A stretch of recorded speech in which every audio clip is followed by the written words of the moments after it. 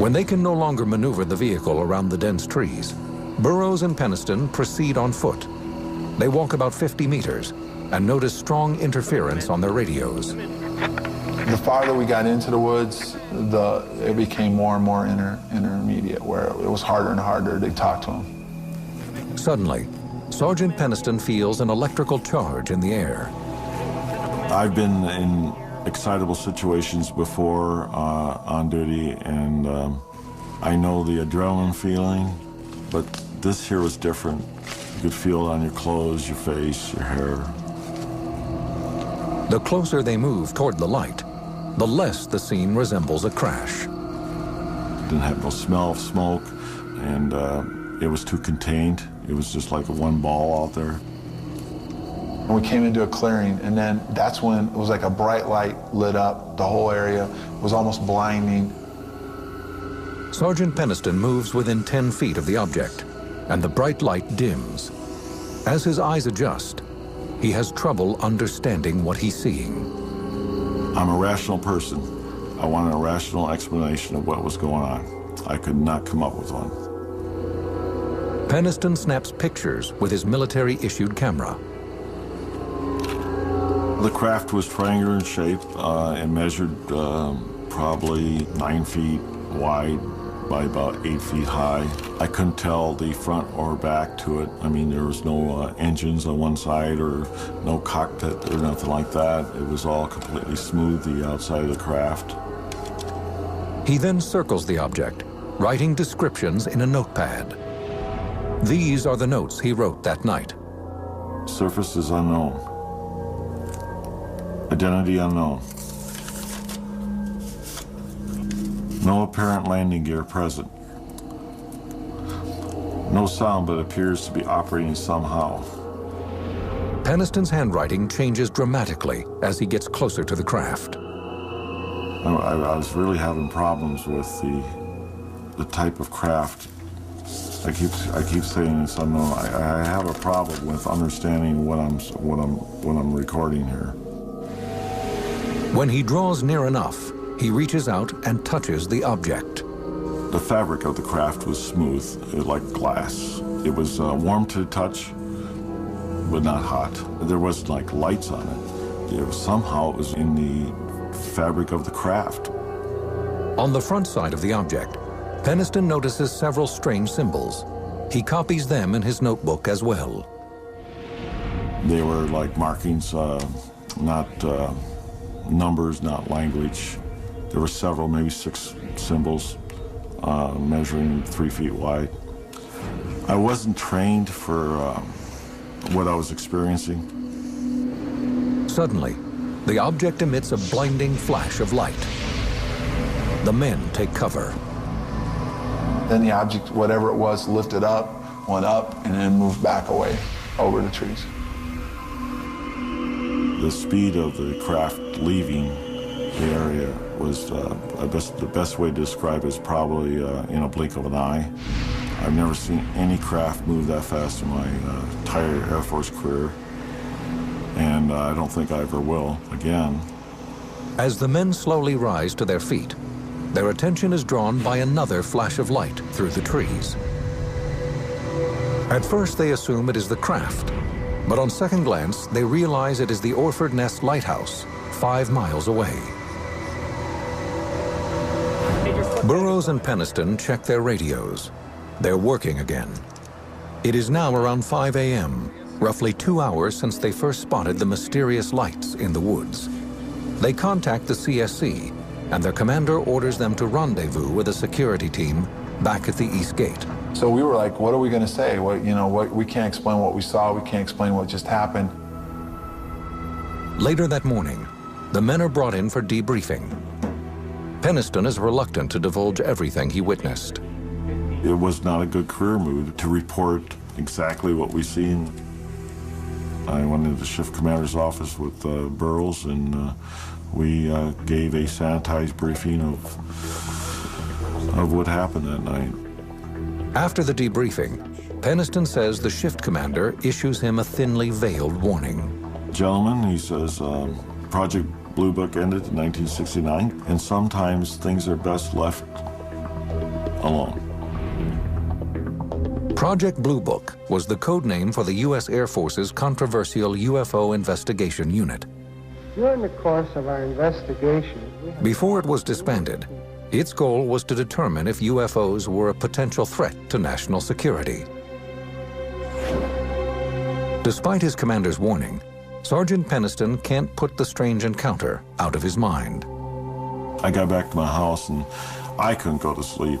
I'd probably sat around the house for maybe 2 or 3 hours. And finally I said, well, I got to go back out there. He returns to the site with some plaster of Paris. His plan? To make casts of any indentations left by the craft. I wasn't going to leave there until I had answers. I wanted something tangible. He spots 3 round impressions in a symmetrical pattern on the ground. They are a few inches deep and roughly 10 feet apart. They measured exactly the same distance apart, each of the pods, approximately 2 to 3 inches thick. These are the casts made by Peniston the morning after his sighting. He believes they show the marks left by the craft when it landed on the forest floor. He decides not to show them to his superiors. Along with his notes and roll of film, the sergeant now has the 3 plaster molds to help back up his story. But Peniston's physical evidence doesn't solve the mystery of Rendlesham. Just 2 nights later, the UFO returns. And this time, the deputy base commander makes a chilling record of his own encounter. Well, we're observing what appears to be a beam coming down to the ground. This is unreal.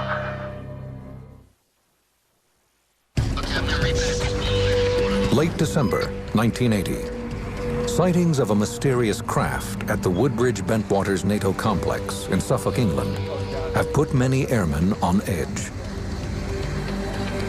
The strange encounters began the night of the 25th, when airmen reported seeing unusual lights.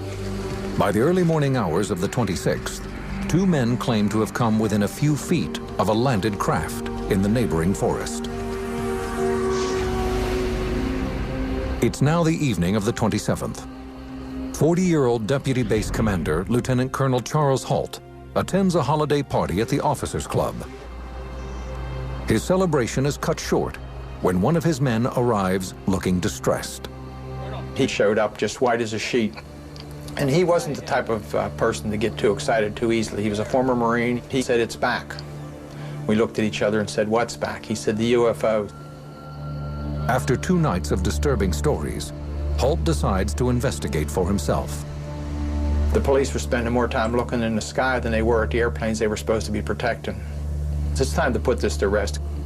Holt instructs a 3-man security team to assemble their gear and meet him at his quarters. Within minutes, they head toward the Rendlesham forest. By the time Holt arrives, a security cordon has been established around the perimeter of the woods. Holt is briefed on the situation and is told that the UFO is no longer visible. But the men are experiencing mysterious outages in their high-powered floodlights, called light-alls.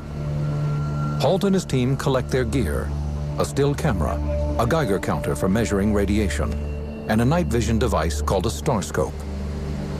I took my small personal cassette recorder, which I carry just about everywhere with me, just to record the events. The team heads into the dark woods.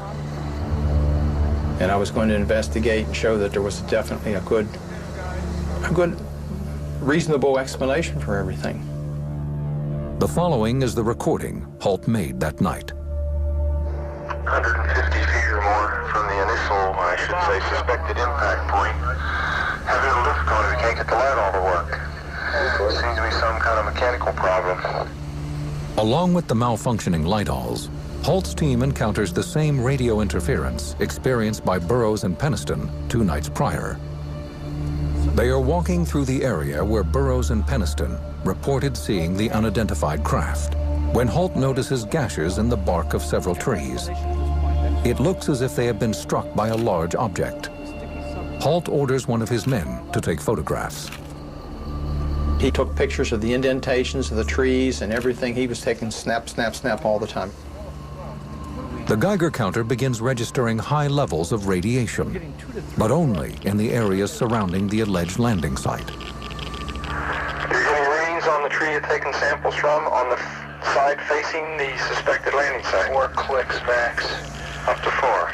Interesting. That's right where you're taking the sample now. 4. That's the strongest point on the tree? Yes, sir. If you come to the back, there's no clicks whatsoever. Suddenly, the dark woods are alive with sound.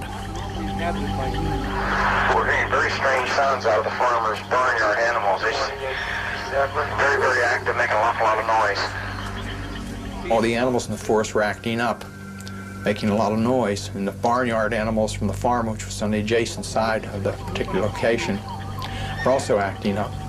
One of his men points out a glowing light in the distance. With his tape recorder rolling, Holt documents every moment of this encounter. You just saw a light where? Where? Right in this position here, straight ahead, in between the tree. There it is again. Watch, straight ahead off my flash right there. There it is. Hey, I see it too. What is it? We don't know, sir. We saw this bright red glowing object. It looked like an eye. It's the best way I can describe it. It was bright red, had a dark center, and appeared like as though it were winking.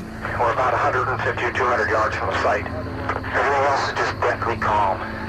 There is no doubt about it. There's some type of strange flashing red light ahead. It's yellow. I saw a yellow tinge in it too. Weird. It appears to be maybe moving a little bit this way. It's brighter than it has been. Yellow. It's coming this way. It is definitely coming this way. It was moving through the trees, horizontally, but also traveling vertically. In other words, it was zigzagging through the trees and dripping what appeared to be, the best way I can describe it, as molten metal. Holt and his men pursue the object into a nearby field. As we approached, it receded. It went away from us. It went out into the farmer's field. It stayed there for probably 20, 30 seconds, maybe a little more. Pieces of it are shooting off. There is no doubt about it. This is weird. And then it silently exploded and broke into multiple white objects. So we went into the field and searched around on the ground looking for burnt marks or evidence of whatever was coming off the object. The men find nothing in the field. Overhead, the object makes a sudden turn. It approached us at very, very high speed. Oh, here he comes from the south. He's coming toward us now. It stopped overhead and sent down a beam. The best way I can describe it is like a laser beam. Now we're observing what appears to be a beam coming down to the ground. This is unreal. It was a steady, constant beam as far as the diameter. It fell at our feet, and we all just were in awe. And I thought, was it trying to signal? Is it trying to warn us? Is it threatening us? And just as suddenly as it appeared, the light went click and was off. The object speeds away. The team watches, mesmerized, as it moves over the base and continues to beam lights to the ground. To some, it appears that the light is beaming directly into the base's weapons storage area, where nuclear missiles are reportedly housed. There's one object still hovering over Woodbridge Base at about 5 to 10 degrees off the horizon, still moving erratic and similar lights and beaming down this area. At this point, Holt's recorder runs out of tape. A craft is still hovering in the distance, but Holt and his team aren't sure what to do next. There's no protocol for what they've just encountered. Unnerved and exhausted, the men head back to base. Airman John Burroughs, who had witnessed a UFO 2 nights earlier, arrives at the site, along with Sergeant Adrian Bustinza. Burroughs is immediately concerned by the behavior of the men returning from the field. They were kind of, I don't know, they were weird. I mean, they were upset. After a brief conversation, Burroughs spots a blue light glowing in the same clearing Holt has just examined. The airman is determined to investigate further. I was bugging him, come on, Colonel, let me go out and see. I want to see what it is. So he finally authorized myself and Bustinza to go forward to get a closer look. The men head toward the strange blue glow in the field. Adrenaline quickly takes over, and Burroughs breaks into a run. As I was getting close to whatever it was, all of a sudden it was gone. The field is thrown into darkness, leaving the airmen scared and confounded. It just was gone. And I'm standing out in the field, and there's nothing there. Burroughs turns to Bustinza in disbelief. And he goes, what happened to you? And I go, I don't know what you're talking about. He goes, and you were like involved in the lights. He said, you were just like, it was like all of a sudden you were there and then you were in the lights and you were gone. Burroughs and Bustinza return to base. Burroughs' second encounter with the bizarre lights leaves him with nothing but questions.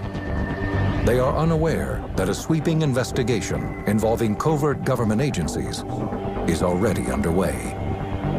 The men claim that as they headed back to the base that night, they were walking into a government conspiracy.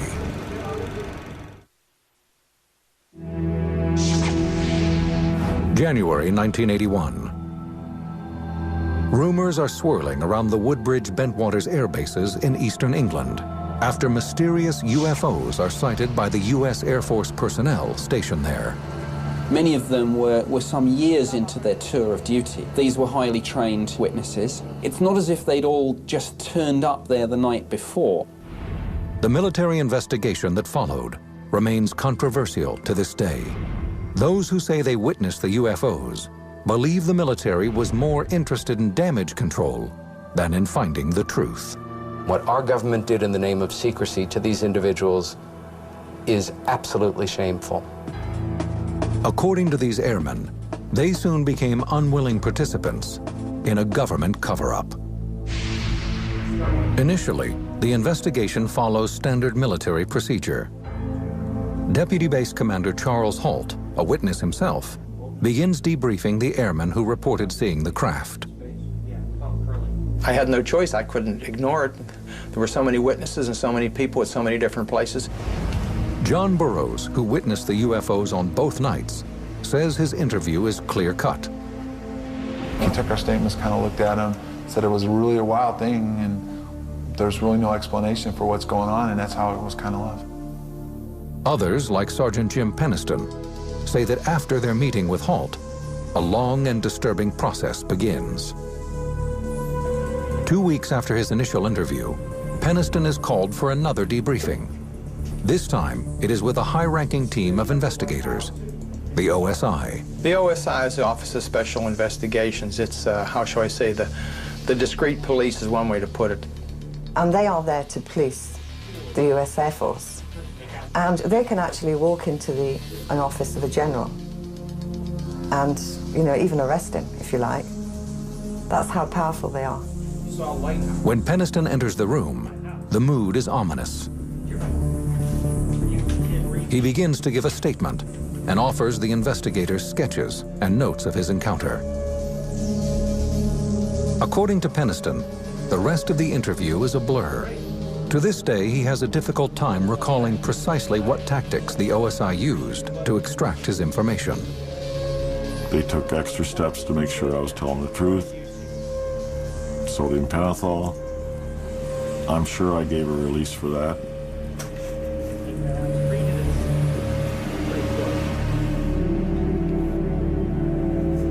And hope that they understood that everything I said was the truth. I believe I gave my permission for that, I would think.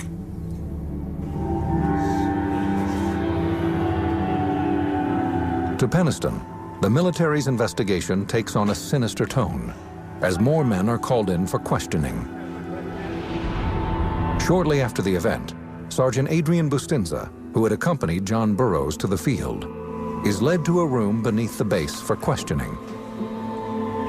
Even now, Bustinza refuses to speak publicly about the events of that night. According to author Georgina Bruni, he later confided in her. They said to him, look, you know, what you saw was a light from the local lighthouse. And he said, no, I saw much more than that. It was more than that. No, you don't get the picture, do you? And they would not let him go until he agreed that what he saw was the lighthouse. And the moment they said to him, bullets are cheap, a dime a dozen, is when he said, okay, it was the lighthouse. Other witnesses also say they are told to drop their stories about seeing a UFO. We were told that we couldn't talk about it, was to treat it as top secret, and that was it. We never talked about it. According to Airman Burroughs, the signs of a government cover-up are obvious. Shortly after his interrogation, Burroughs is back on guard duty. As he makes his rounds, he can see that the woods are bustling with activity. There was vehicles leaving Woodbridge going out into the forest. There was helicopters flying around out there, so there was some stuff going on out there. Exactly what, I don't know. Deputy Base Commander Charles Holt is also aware of covert activities going on at the base. I heard some stories that were substantiated by several people that a plane load of people did come in a day or so later and did do a lot of investigating. Peniston and Holt claim they took pictures of the mysterious craft they encountered.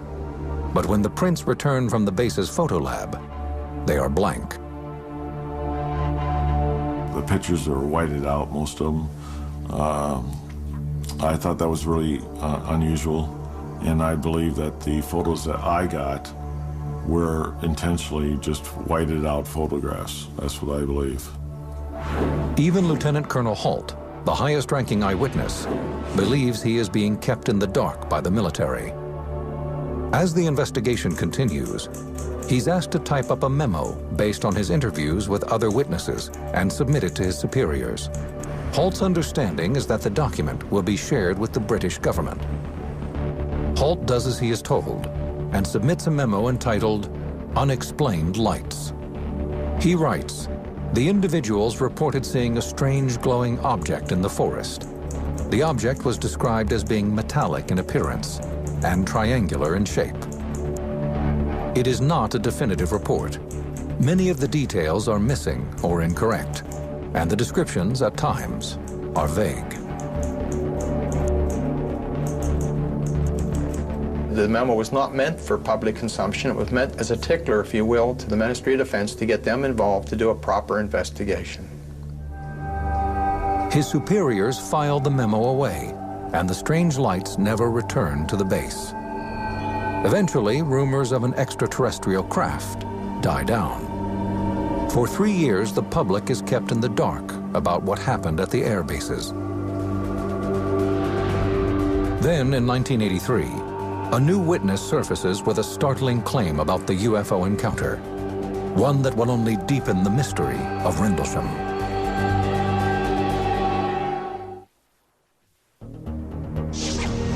October 2nd, 1983. The British Sunday tabloid News of the World hits newsstands with the headline, UFO lands in Suffolk, and that's official. The article claims that a mysterious craft, moving under intelligent control, invaded the skies above the Woodbridge-Bentwaters air bases in late December 1980. But most intriguing is the offering of a piece of written evidence. An official U.S. Air Force memo confirming the alleged sightings. The document was written by one of the men who encountered the mysterious object, Deputy Base Commander Charles Holt. Every local radio, TV station, Japanese TV, German TV, I had people swarming all over the place wanting to know the real story. From there onwards, every single newspaper in the United Kingdom was featuring this story for about a week. The memo, titled Unexplained Lights, offers a brief description of the late December encounters. It includes Jim Peniston's description of a strange object that maneuvered through the trees, as well as Holt's account of a red sun-like object in the night sky. But how was the story leaked to the public? The document, known as the Holt Memo, was brought to light by Larry Warren, a former Air Force security policeman at Bentwaters. He's blunt when he explains why he did it. I wanted to drag people right by their hair through the thing and say, this happened. He was the one who brought this whole thing to public attention. It was his information specifically that resulted in a Freedom of Information Act that resulted in the release of the so-called Holt document. And once that single sheet of paper was out, the toothpaste was out of the tube. Warren has received both praise and criticism for his candidness.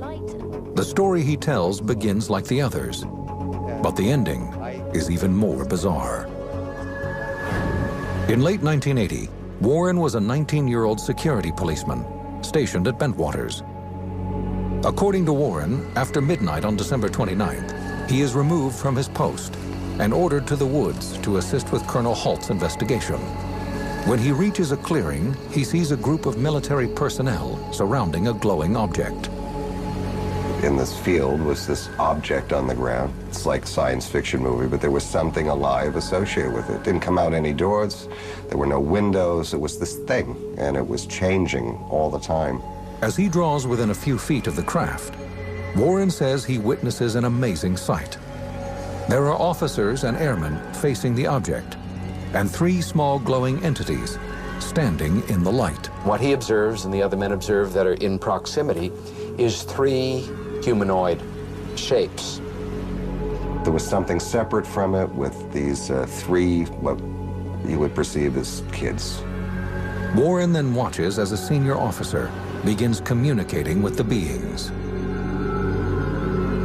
The senior people there seemed to be following like a protocol. It seemed to be there was a procedure. Warren is then pulled from the clearing. He's given no explanation for what he's just seen. The next day, he says he is brought into a room with other witnesses for debriefing. He remembers a film projector and 3 men in suits. They showed us the different films of UFO military activity going back probably, I don't know, the 40s. Like other witnesses, Warren says the more he is questioned, the more distorted his memories become. He remembers what happens next as a series of scenes that make little sense. Warren recalls being taken against his will by men in dark suits, then being led to an underground facility on the base. I remember being on a table and people talking to me and, you know, doctors and Air Force people behind them. I have another memory of being in a kind of like a mess hall and trying to eat something and kind of being alone at a table. It's imagery. I mean, this could all have been plugged into my head. Warren says he isn't sure if what he remembers is real, or if these images were planted by military investigators in order to confuse him and distract him from what really occurred. After the Rendlesham story breaks, Warren's accusations infuriate other witnesses. These airmen and officers say they too want the truth revealed, but that Warren's story is anything but. It hurt the whole incident as far as this is, something really did happen to us, but there's no way, the way he was describing it, what happened to us, and it wasn't fair to the people that were involved to have that kind of extreme stuff come out. Parts of his story do correspond with other eyewitness accounts. Warren, like Charles Halt and Jim Penniston, recalls seeing a glowing craft in the clearing of the Rendlesham Woods shortly after Christmas 1980. But Larry Warren is the only airman who claims he saw alien life forms. Another problem with Warren's version of events is that no one can remember seeing him in the woods on the night in question. Nobody ever recalls him being out there that night. Nobody I've talked to all the players and just about everybody that was on the, even the fringes, and nobody remembers seeing Larry Warren anywhere except around the base in training. Warren remains steadfast in his convictions. I've never lost a minute's sleep over my role in this. I've never intentionally misrepresented anything, lied, or tried to gain anything unfairly. The contradictions surrounding the Rendlesham case have proven frustrating for UFO researchers. While there are multiple credible witnesses, airmen trained to be good observers and remain calm under extreme circumstances, the discrepancies between their stories are difficult to ignore. In the years that follow, researchers struggle to unravel the mystery. Then, in 2002, declassified government files reveal new facts about those mysterious nights in the woods. And which could have been the spot where the alien craft landed. Since 1983, the Rendlesham UFO incident has garnered attention around the world. But to this day, there is still no explanation for what U.S. Air Force personnel claimed they saw in the woods and skies of Suffolk, England. Some experts who have reviewed the reports of strange lights and a glowing spacecraft have concluded that these sightings are a simple case of optical illusion. Retired Air Force Major and astronomer James McGahey learned about the incident by chance. I first heard about the Rendlesham Forest case in 1983 when I was at the base conducting a military exercise there on temporary duty. During his tour, he discovers that 5 miles from the twin bases, on the shores of the North Sea, sits the Orford Ness Lighthouse. McGahey feels that witnesses mistook this lighthouse for a UFO. If you're out in a dark sky on a cold night in December, and a lighthouse is swinging through the trees with this bright beam of light passing through the trees, it's going to have some strange, unusual effects. Light is going to get scattered by the trees. John Burroughs did mention this lighthouse in his first statement to his superiors. In the report, he says that after the mysterious lights disappeared, he thought the lighthouse was another craft, but quickly realized his mistake. I want to clarify something. This is always somebody tries to twist it. If you read the statement, especially mine, it clearly distinguishes between what we saw at the beginning and then we did see a beacon light and we followed it. Nowhere in my statement does it say I felt the beacon light was the object. I've done a whole lot of research on this lighthouse. You know, you can talk about it from here to eternity. And there's absolutely no way that a lighthouse can travel 5 miles, go in and out of trees, shoot beams down to the ground. So anyway, it's not a lighthouse. But McGahey claims there is a second explanation for the lights in the sky that has nothing to do with UFOs. On the night of the 25th, at around 9:30 in the evening, a Cosmos satellite re-entered the Earth's atmosphere. It would have looked like a fireball, which is a very, very bright meteor. For nearly 20 years, skeptics and believers continue their search for answers. In 2002, thanks in part to researchers like Georgina Bruni, the British government finally releases a new set of records. The files provide additional information about the case, but also raise new questions. They make it clear that the British government investigated the mysterious sightings back in 1981. This fact seems to indicate that military investigators did not believe the sightings were caused by a lighthouse or a satellite. But the files also reveal some of the shortcomings of that investigation. We discovered that some of the radar facilities were actually faulty. The cameras were faulty on the nights in question, or allegedly faulty, that the films were missing. At the time, investigators based their research on the original memo written by Lieutenant Colonel Charles Halt. His document states that the first event occurred on December 27th, but the sightings actually began on the 25th. Halt's mistake has caused researchers to examine the wrong nights for 20 years. It is a frustrating revelation for Nick Pope, an official with the Ministry of Defense. Here we had possibly the most significant UFO event ever to have taken place on British soil. And yet not only were the dates wrong, but crucial days had been lost.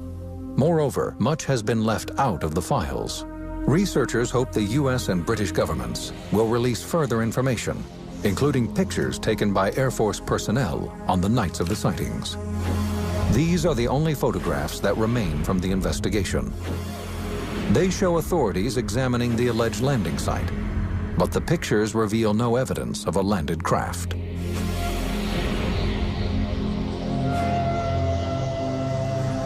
The U.S. Air Force's official stance is that the events were no threat to national security. To many, this statement doesn't ring true. If, in fact, nuclear weapons were housed at the base, then the military would have been very concerned about reports of an unidentified aircraft.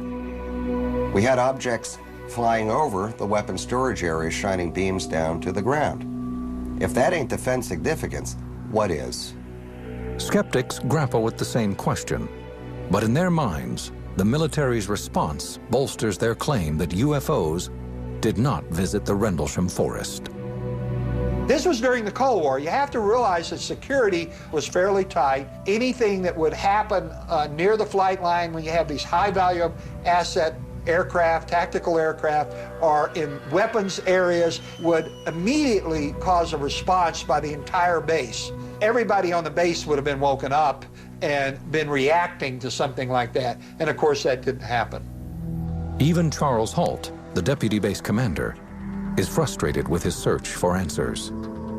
I kept prodding Squadron Leader Moreland, the British liaison officer, for an answer. Doesn't somebody care? Isn't somebody interested? I got the feeling that I was kind of left hanging out there to dry, if you know what I mean. Though they continue to press the government for more information, some researchers believe that the missing files and early mistakes in the military investigation may leave the Rendlesham case a lasting mystery. In any investigation, whatever you're investigating, if you don't really use the first 24 hours to try and chase it down, your chances of success diminish rapidly. The problem with the Rendlesham incident is that this happened over the Christmas period. A lot of the key personnel were on leave, and I think there was a bit of a decision-making vacuum. The newly released information is not enough for the men involved at Rendlesham to put the incident to rest. For now, they possess the few pieces of intriguing evidence that remain from their strange encounter. Peniston's plaster casts and drawings. Halt's tape recording. We're about 150 or 200 yards from the site. Everything else is just deathly calm. Jim Peniston, Larry Warren, and John Burroughs continue to wonder why the government is hiding the truth. There's a chain of command, there's a chain of custody, everything's kept track of. And for this stuff to play it like it disappeared and it's gone, it's not. I guess technically we were part of a cover-up to ourselves. We probably started it by sanitizing it, the initial report.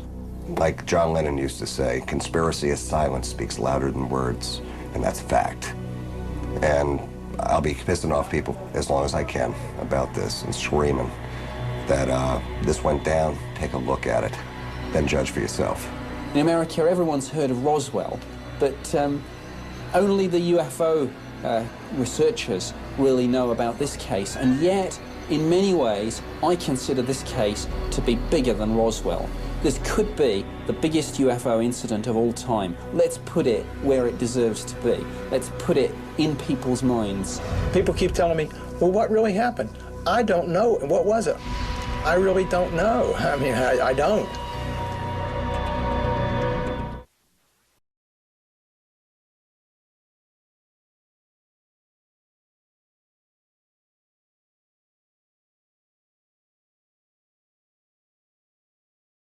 Al suo direttore Hoover, si legge che l'aviazione militare è in possesso di 3 dischi volanti, ognuno con i resti di 3 piccoli umanoidi. Ciò fu confermato nell'83 dal professor Sarbacher, testimone diretto. Scrive: il materiale di costruzione dell'UFO recuperato era leggero e resistente. Gli umanoidi avevano organi interni simili agli insetti.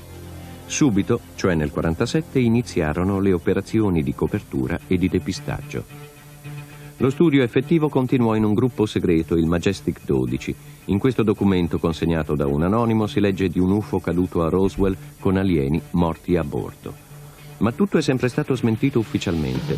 Tuttavia in questo documento del 50 l'ingegnere canadese Smith riferisce al suo governo che negli Stati Uniti un gruppo segreto guidato dal professor Bush è incaricato dello studio sugli UFO. È proprio il Majestic 12. Stiamo viaggiando in direzione di Roswell, Nuovo Messico, dove nell'ormai lontano 1947 sarebbero caduti dei dischi volanti e sarebbero stati recuperati corpi di alieni. Ci sembra di entrare in un film di fantascienza. Qui sarebbe avvenuto qualcosa di epocale, di assolutamente straordinario. Abbiamo cercato di ricostruire i fatti.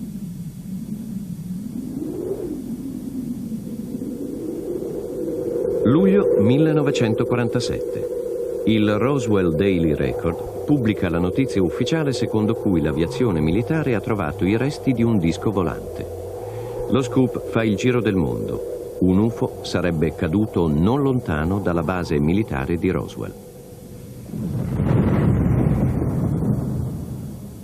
Dei resti dell'UFO trovati dall'agricoltore McBrazel sono stati consegnati alla base militare. Ma il giorno dopo il generale Ramey, in una conferenza stampa, dichiara che quei resti sono semplicemente quelli di un pallone sonda. La stampa pubblica la smentita ufficiale. Negli anni 40 e 50 a Roswell vi era la base dei bombardieri atomici che sganciarono le bombe su Nagasaki e Hiroshima. Cosa accadde nei pressi di Roswell? Un pallone sonda o un UFO? No, non erano certi i resti di un pallone sonda quelli che sono stati rinvenuti a Roswell nel 1947. Ho iniziato ad indagare sul tema dei dischi volanti nel 58. Fui il primo ad investigare sulla storia di Roswell che iniziò nel 78. Ho parlato con decine di persone coinvolte in questa faccenda. Sono stato il primo a parlare con il maggiore Marcel. Il maggiore Jesse Marcel. A una stazione radio un giornalista disse a Friedman: la persona con cui dovrebbe parlare è Jesse Marcel. E io gli chiesi: chi è? Non lo conoscevo. Lui mi disse: beh, ha avuto per le mani un pezzo di uno di quei dischi volanti di cui si interessa quando era nell'esercito. Questo risvegliò la mia attenzione, come potete immaginare. Chiamai Jesse il giorno successivo, trovai il numero sull'elenco e gli parlai. Mi raccontò la storia. Jesse Marcel ne parlò con coraggio. Era un tema molto pericoloso. Il personale dell'esercito è stato fortemente intimidito da parte del governo, come pure alcuni civili di questa comunità. La nipote dello sceriffo ci ha detto che sua nonna le raccontò che i militari la minacciarono: se racconti a qualcuno quello che hai visto, uccideremo te e la tua famiglia. La nipote rimase sconvolta nel sentire questo e chiese: gli hai creduto? La nonna rispose con calma: ero presente, sì, gli ho creduto. Friedman ha trovato oltre 200 testimoni. Questo è il centro di Roswell. Alcuni veterani della vecchia base militare hanno creato un piccolo museo per ricordare lo straordinario episodio del 47. Walter Haut era allora capostampa della base. C'era qualcosa che non quadrava nell'intera storia. Parlando con il maggiore Marcel in diverse occasioni, questi mi disse: il materiale che ho portato nell'ufficio del generale Ramey non è lo stesso che è stato mostrato alla stampa. Quello era di un pallone meteorologico. Non è quello che ho portato io nel suo ufficio, ma non potei farci niente. Il generale mi disse: lei dirà che è questo ciò che ha raccolto e che mi ha portato. Io gli risposi: ma non è vero. Si tratta di tutt'altro materiale. Il maggiore Marcel aveva l'impressione che si trattasse di materiale extraterrestre, diverso da qualsiasi cosa in nostro possesso a quel tempo, un po' simile ad una lamina di alluminio. Aveva più o meno quella consistenza. Si trattava di un metallo argenteo, elastico, che si poteva piegare con le mani, ma che poi riprendeva la forma originale. It would go back to its original form.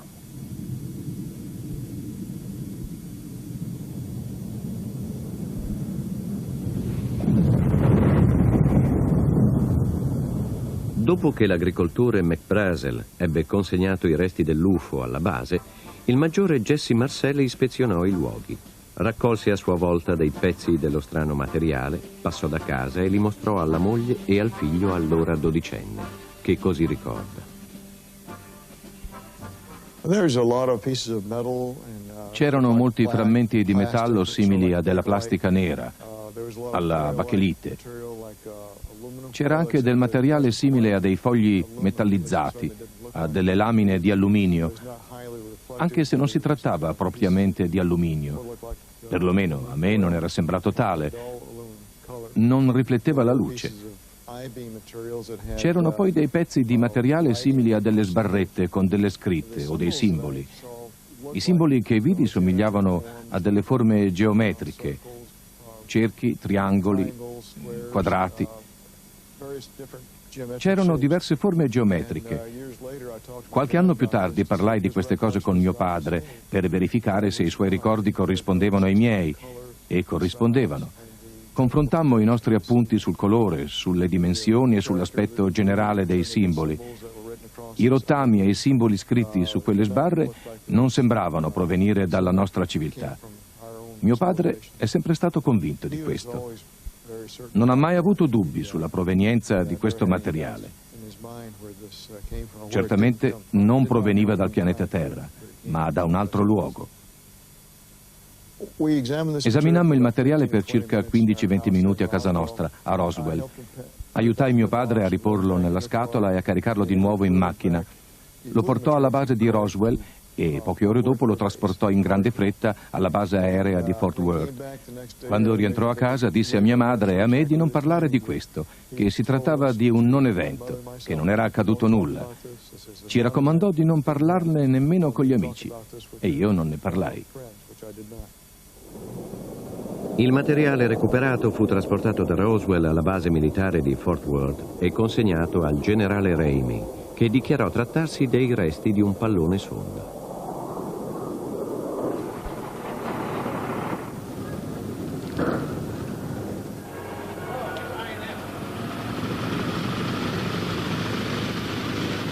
L'aviere Sherky partecipò al trasporto. Vidi passare il maggiore Marcel e 4 o 5 soldati. Stavano portando degli scatoloni di cartone aperti, pieni di rottami di metallo. Il maggiore Marcel portava uno scatolone nel quale si trovavano delle sbarre. Io vidi solo il materiale che fu spedito con un aereo a Fort Worth. Ma furono recuperati anche i corpi di piloti extraterrestri? Frank Kaufman, di origine svizzera, era allora nei servizi segreti di stanza a Roswell.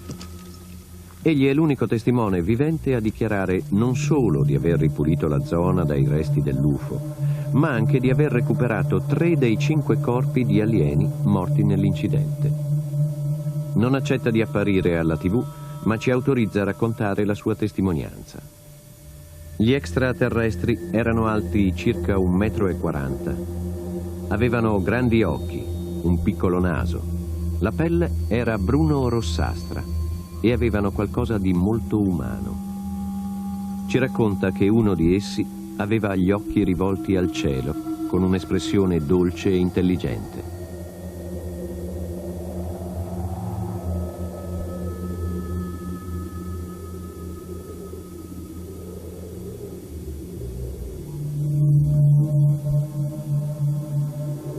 L'UFO, dice Kaufman, era precipitato forse a causa di esperimenti con il radar. Ogni traccia dell'episodio è stata cancellata quando nel 47-48 l'aviazione militare fu scorporata dall'esercito. Tutto è segreto. Ma ora che è vecchio si sente in dovere di parlarne. Gli extraterrestri erano certo scesi, ci dice Kaufman, a vedere cosa l'uomo stesse facendo con le bombe atomiche e la Terra è tuttora in pericolo, aggiunge. A Glenn Dennis, a quel tempo impiegato in un servizio di pompe funebri, furono ordinati quel giorno dalla base bare per bambini e ghiaccio. Alla base Dennis vide i resti dell'UFO e incontrò un'infermiera, sua conoscente, sulla porta del locale medico.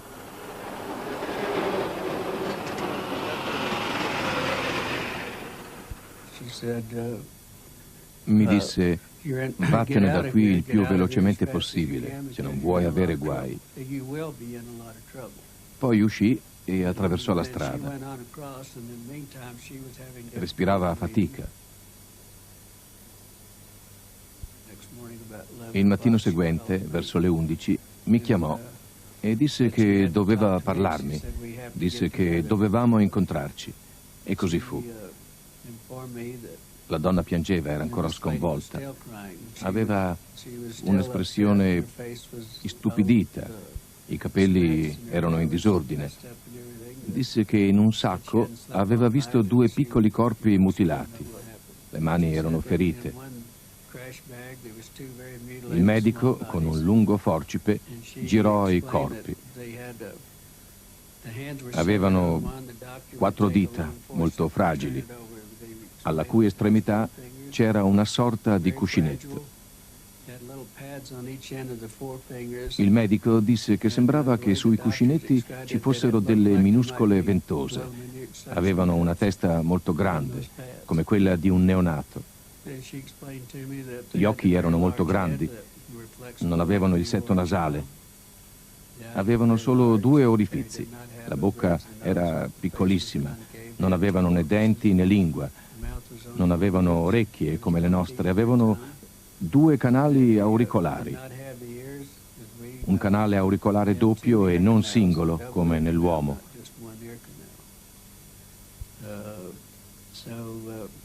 La sera precedente il nostro incontro, la donna aveva fatto uno schizzo sul retro del blocchetto per le ricette che portava sempre con sé in una tasca dell'uniforme. Aveva fatto del suo meglio nel disegnare la testa e le piccole braccia. Mi diede il disegno dicendomi che desiderava che lo tenessi io, ma che dovevo prometterle di non rivelare mai da chi l'avessi avuto. Voglio dire, il suo nome. Non voleva più essere coinvolta in tutta questa storia e io le giurai che non avrei mai rivelato il suo nome. In seguito alle polemiche sui fatti di Roswell, all'inizio del 94 il rappresentante repubblicano del Nuovo Messico chiese ufficialmente spiegazioni a Washington.